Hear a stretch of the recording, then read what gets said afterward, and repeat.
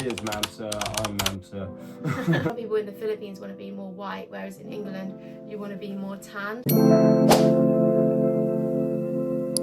Hey guys! And welcome back to our YouTube channel. So today we're going to be doing a part 2 of things that we learned in the Philippines after being there for 6 months. But first, we have a very, very special guest. So,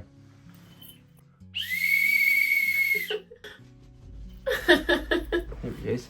What's going on? So this is my dog Cody. So anyway, yeah, we wanted to talk a bit more about things we learned in the Philippines. After we made the last video, I thought of a lot more things to talk about, so I thought we'd do a part 2 for you guys. So the first thing we wanted to talk about that we noticed after being in the Philippines for 6 months is that you can actually get hot food everywhere, and about how many food options there are in the Philippines. So for example, even going to a supermarket, there are so many different stalls of like fried chicken, donuts, just so many different stalls where you can get hot food. And compared to England, they don't really have that here. They more only have takeaways like McDonald's and things like that. Whereas in the Philippines, there's also so much street food, and I just feel like any time of the day you can get hot food really quickly. Yeah, there was always different barbecues on every corner and whatnot. And this one particular barbecue, in particular in Siargao, we'd always go to. That was around the corner from where we were staying, and I never forget, I was talking about how much I was missing Cody, and whilst we were waiting for our meat to be cooked, I double take, and there's a dog that is the spitting image of Cody, and I was like, no way. Am I imagining this? I'm rubbing my eyes, and you know, I picked it up. It was such a sweet, cute little dog, and I was feeding it, and sort of investigated around, asking around whose dog it is, found the owner. He was a nice, cool guy. Yeah, he told us the name is Kimchi, right? Which is Korean fermented like cabbage or something like that. We thought it could be his girlfriend. Yeah. So we always got barbecue most days, and also we love to get the whole roast chickens on the side of the road. That was definitely our lunch or dinner most days. They had very exceptional customer service in a few of these chicken places. So, you know, it was quite cool as well because each chicken place where they sell the whole roast chickens and also the crispy pork belly, they all have a different kind of taste, and we're always like, oh, which one was best? For example, in Anda and Bohol, there was like 4 different ones, and we were trying the different ones, and every single one had a different one. Was really like juicy, one's a little bit drier, one had a better flavour, one was a bit more artificial tasting. But there was always this guy in Bohol in Hang Lao. It made me laugh, right? You'd just be driving down the side of the road and you see just a rotisserie chicken, Maria's chicken, right? And you got the famous catchphrase, what is it? 3, 2, 1, sliced. He just looked at me like, sliced. And then, you know, it just became me and Sophia's like catchphrase for each other. We'd just look at each other and be like, sliced. And if he said it, we'd just start laughing because he had no clue. He'd be basically sleeping in the hammock most of the day. I'd come up and be like, oh, hey mate, you're right, okay. He'd be like, And He'd just be like, sliced? No, sometimes the other guy wouldn't even ask sliced, he'd just slice it. So I liked sliced guy. 250 pesos for a whole roast chicken.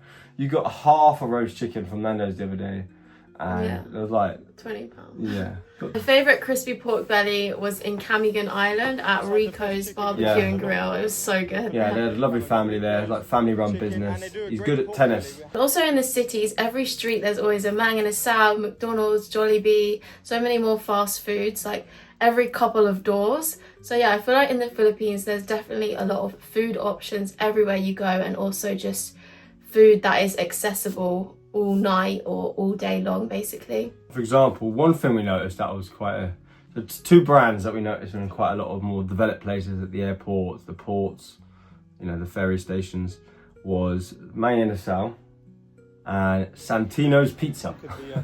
I remember when I first saw it, I was like, they have my name.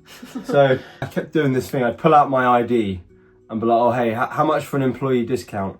And yeah, most of them just looked at me like, what? What's this guy on about? Shout out to the Santino Pizza employee in Camigan. We went to the supermarket in Camigan Island, and yeah, she she proper laughed, had a joke with me about it, and that was a nice interaction. We bought this Santinos Pizza, and this bless him, this kid outside was asking for food, so I thought, let me get him some of this Santinos Pizza. I wanted him to give some pizza to someone else too, so he feel like rich and abundant himself, you know. I think we gave him, asked him how many slices do you want? He's like, don't know. I go, how many do you want? He's like, 5. and then the lady was like, no, not 5. And I was like, no. Okay, I think we got him a few slices, maybe 4, right? So I was like, you can't get everything you always want, but you never know if you don't ask. Yeah. And I think I gave him like 3 slices, but I wanted him to give 1 slice to someone else that looked like they needed it. And I think he gave it to this little girl that was crossing the street. So I thought that was a really cute moment. I got him to sort of build his confidence a bit, give a little girl, because he was a little boy, some pizza. The next thing we noticed in the Philippines was the sound every morning of roosters, cock-a-doodle-doodling. And it became weird if we didn't hear just hundreds of chickens in the background just squawking. And I actually quite like the noise of it. It just feels quite natural. So yeah, I guess that's just something interesting to know. When you go to the Philippines, you'll definitely hear the sound of roosters all morning, also just all day long. If you're maybe a light sleeper, then maybe it might affect you, but you'll get used to it, because I'm usually a light sleeper, but your body just gets used to the sound. It's just part of the background noise after a few nights of hearing it. So the next thing we wanted to talk about, which is quite interesting, maybe something which people won't know when going to the Philippines, actually that dairy is not so popular in the Philippines, and it's a lot harder to get your hands on cheese and milk. And that isn't ultra heat treated milk.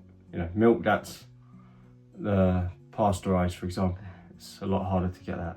Cheese is a lot more expensive. You can get cheese in supermarkets, but obviously because it's imported, it's a lot more expensive. Yeah. So they do have a lot of these cheese alternatives out there that aren't actually cheese, but they're like the substitute cheese, but I don't think they're very healthy for you, and I didn't really want to eat them that often. You can get them in any store, but to get your hands on real cheese, it's just a bit more expensive, I guess, than England. I think they have to import it there. So another thing we noticed is that beef is not as popular in the Philippines, and Santino really loves beef, but we did get beef quite a lot, but it's just not as popular. Like, they don't have beef on the barbecues. We found that chicken and pork is more popular, probably because beef is more expensive. So in most of the supermarkets you can get beef, but sometimes we found that they usually run out of it, or not everywhere you can get beef. It's usually frozen. It's usually in the frozen section. We went to quite a few markets, and usually just the beef is more limited compared to chicken and pork, and also fish. Next thing we wanted to talk about is how everyone in the Philippines calls you mom or sir, and this is just quite interesting to know if you haven't been to the Philippines before. And I guess it's just kind of a respectful thing. I really like being called mom. It's really nice. It's nice to address a person with respect. You say ma'am or sir. They often say it to you not even based upon your gender, just Sophia's ma'am, sir, I'm ma'am, sir. So I don't really think in England they would call you that, would they? They might say, would people say? Depends on where you go. If you're going to a Porsche dealership, I'm sure they'd call you sir and ma'am. Yeah, in everyday life. For example, even in the supermarkets when we went there, just everywhere you go there in any shop, they will call you mom or sir or ma'am, sir. We also found that when a lot of Filipinos speak English, they more have an American accent, and we found that's because I think they have learned American English rather than British English. Yeah. They're from watching films, right? A lot of people learn English by putting the subtitles on a film and watching their favourite Hollywood films, which are typically an American accent. So yeah, so I guess they pick up, we just noticed that they usually have an American accent, and sometimes, yeah, they sound like they're literally from America when speaking English. The last thing that we wanted to talk about that we noticed when we went to the Philippines is that when you go into the supermarket and into the beauty section, most of the shower gels and soaps all have whitening lotion in. So I think that's just quite a big difference for us, because in England everyone wants to be, well, not everyone, but a lot of people, especially young girls, want to be more tanned. For example, when I was younger, I would always use fake tan. So in England, in the beauty section, there's all fake tanning products, whereas in the Philippines it's all whitening products. And some people in the Philippines want to be more white, whereas in England you want to be more tanned. So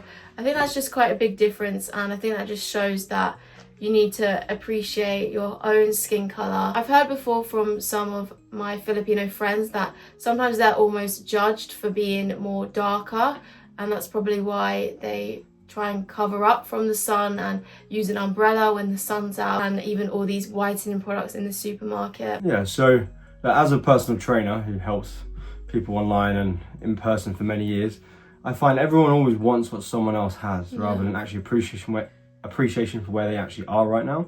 And what I used to say to everyone was, the dream body you have isn't when you get to this certain physique or this certain weight or shape. It's not none of those things. It's actually doing what you say you're going to do that makes you feel good about yourself.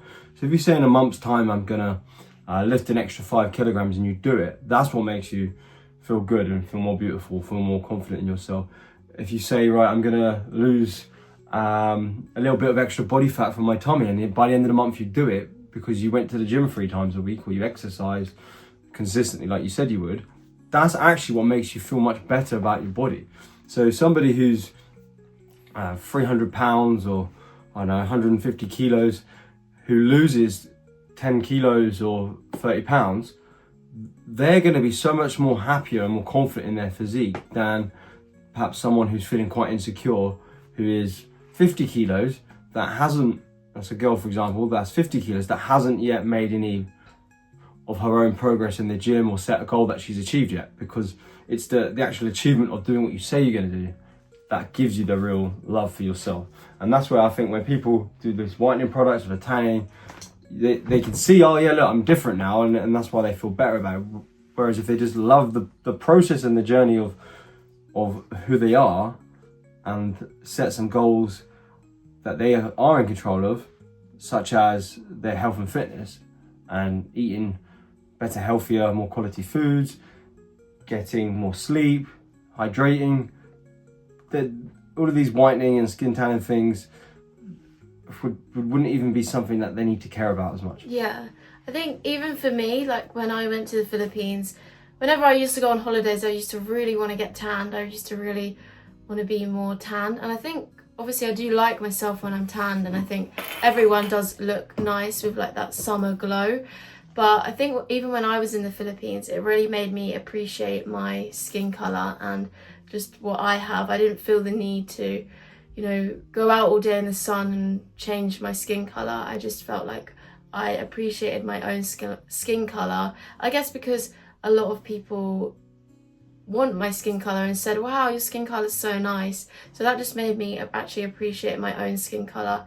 And I think that everyone there should also try and do that and just appreciate their beautiful skin colour as well. Thanks for watching our part 2 to the video, and we look forward to making a part 3 after the next trip. Look forward to learning a lot more about the Filipino culture. We probably haven't spoken about everything that we learned after being there for 6 months. But yeah, we hope you guys really enjoyed this video, and remember to give it a thumbs up and subscribe. And comment down below any other video requests that you want us to film. I really hope you guys enjoyed this video and us sharing some things that we learned in the Philippines. And we definitely really love the Philippines and the culture there. We look forward to going back again soon. So bye guys. Bye.